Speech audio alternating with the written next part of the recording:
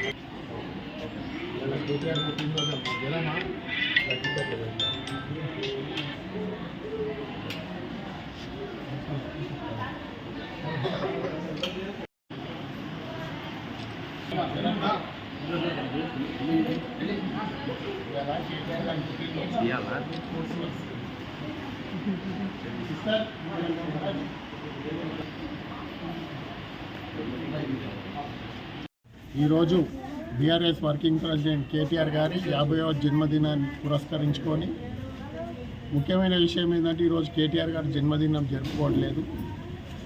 నా పైన మీకు ఏమైనా అభిమానం ఉంటే సేవా కార్యక్రమాల ద్వారా మీరు పేద ప్రజలను ఆదుకోండి అని ఒక సందేశాన్ని ఇచ్చారు కాబట్టి దాన్ని తూచా తప్పకుండా పాటిస్తామనే ఉద్దేశంతో ఈరోజు ఫీవర్ హాస్పిటల్లో ముఖ్యంగా మహిళలకు, వృద్ధులకు, చిన్నపిల్లలకు పండ్ల పంపిణీ కార్యక్రమాన్ని నిర్ణయించుకొని ఈరోజు ఇక్కడ రావడం జరిగింది.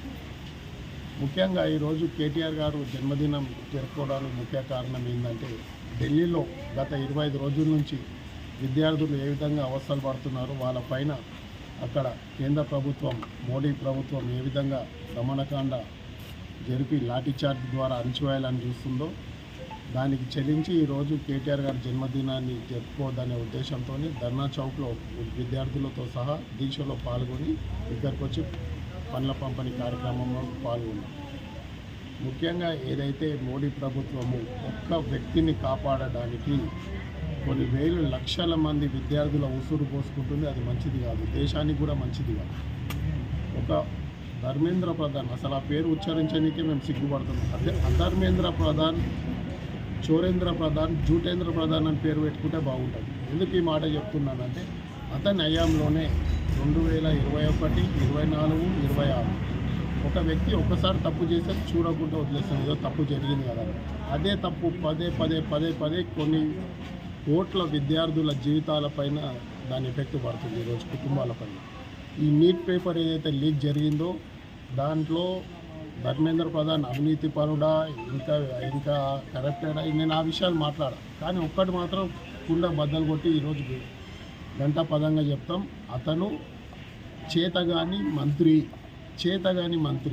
ఎందుకు ఈ మాట అంటే ఇప్పుడు కళ్ళ ముందు ఇంత వ్యతిరేకత జరుగుతున్నా కూడా మీ అందరికీ తెలిసిన విషయమే, భారతదేశం ఎలాంటి గొప్ప నాయకులని ఈ దేశాన్ని ఇంట్రడ్యూస్ చేసిందంటే మీ అందరికీ తెలుసు. ఒక చిన్న ఇన్సిడెంట్ అయితే ట్రైన్ ఇన్సిడెంట్ అయితే లాల్ బహదూర్ శాస్త్రి గారు తన మంత్రి పదవికి రాజీనామా చేశారు. అది ఎక్కడో ఏదో ఒక మారుమూలన్న ట్రైన్ యాక్సిడెంట్ అయింది, తన పదవికి రాజీనామా చేశారు.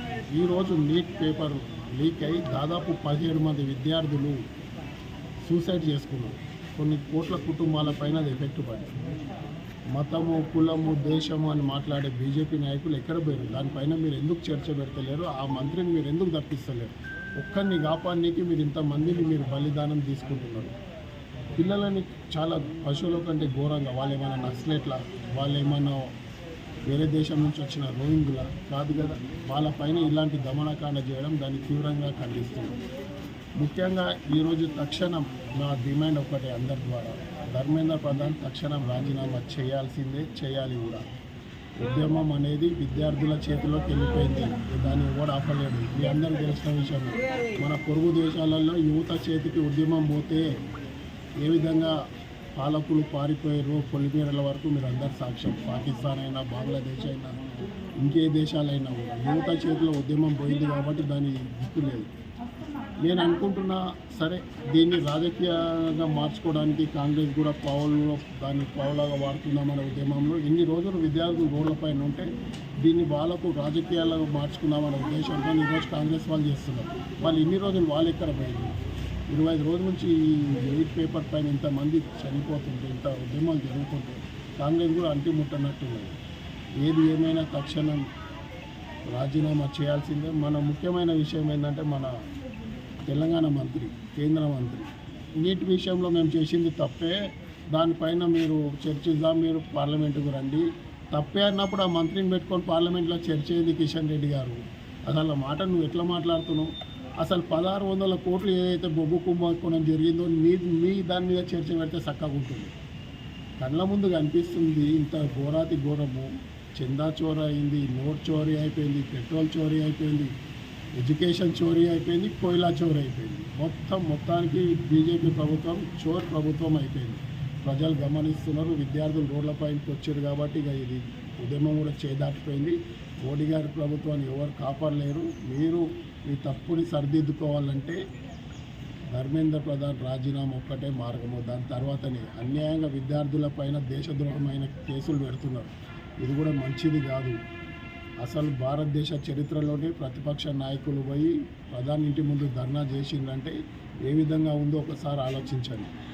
కాబట్టి దీనిపైన తక్షణం చర్య తీసుకోవాలి, దీనిపైన చర్చ పెట్టాలి, డిమాండ్ చేయాలి. విద్యార్థులపైన కేసులు కూడా మాఫ్ చేయాలని కోరుకుంటూ మరోసారి కేటీఆర్ గారికి మీ అందరి తరఫున, మా తరఫున జన్మదిన శుభాకాంక్షలు.